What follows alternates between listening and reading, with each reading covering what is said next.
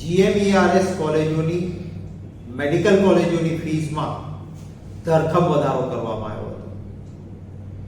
ખરેખર તો સરકારના પૈસે જે મેડિકલ કોલેજોને સહાય મળી હોય એમણે તો નજીવી કિંમતે વિદ્યાર્થીઓને મેડિકલ કોલેજમાં ભણાવવા જોઈએ કે જેથી ડોક્ટર ઓછી ફી લઈને ભણ્યો હોય તો સમાજ સેવા વધારે સારી રીતે કરી શકે. મને આનંદ છે કે જાગૃત માતા પિતાઓએ આંદોલનની વાત કરી. કોંગ્રેસ પક્ષે સતત આ મુદ્દાને એક જવાબદાર રચનાત્મક વિરોધ પક્ષ તરીકે ઉઠાવ્યો. અમારા NSUI અને યુવક કોંગ્રેસના મિત્રોને અભિનંદન આપું છું કે રોડ ઉપર ઉતરીને એમણે આંદોલન કર્યું અને આજે સરકારે નિર્ણય કરવો પડ્યો છે કે મેડિકલ કોલેજો જે GMERSમાં ધરખમ વધારો કર્યો હતો એમાં અમે ઘટાડો કરીએ છીએ. પરંતુ મારે સરકારને કહેવું છે કે નેકી ઓર વો ભી પૂછ પૂછ કે અરે ભાઈ ઘટાડવો તો પછી ઘટાડવાની જરૂર નહીં. આમ પણ ફી તમે જો કમ્પેરિઝન કરો બીજા રાજ્યોમાં તો બીજા રાજ્યો કરતાં ગુજરાતમાં મેડિકલ કોલેજોમાં ફીમાં ઘણો વધારો છે.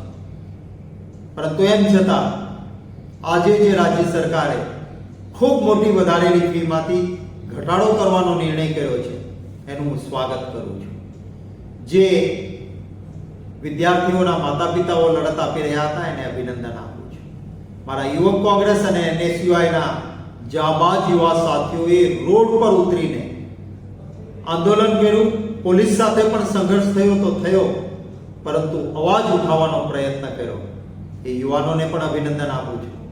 અને અમારા પક્ષના કાર્યકર્તાઓ અને આગેવાનોએ સતત આ લડાઈ ઉઠાવી. પ્રેસ અને મીડિયાના મિત્રોએ પણ આ એક ન્યાયની લડતમાં સહાય આપી. એ સૌને ખૂબ અભિનંદન આપું છું.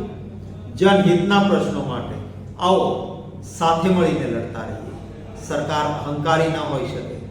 સરકારે જનતાનો અવાજ સાંભળવો જ પડે અને ન સાંભળે તો એ અવાજ સાંભળવા મજબૂર બને. એ લોકતંત્રની તાકાત પણ દેખાડવી પડે.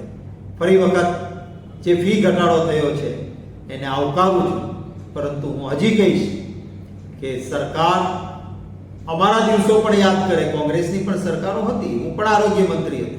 કેટલા રૂપિયામાં ડોક્ટર થતા હતા? છેલ્લે 94-95માં કોંગ્રેસની સરકારે સરકારી મેડિકલ કોલેજો ભાવનગર અને રાજકોટ બનાવી. એ પછી એક પણ સરકારી મેડિકલ કોલેજ ભાજપના શાસનમાં નથી થઈ. તો આ દિશામાં પણ સરકાર વિચારે એવી આ તકે વિનંતી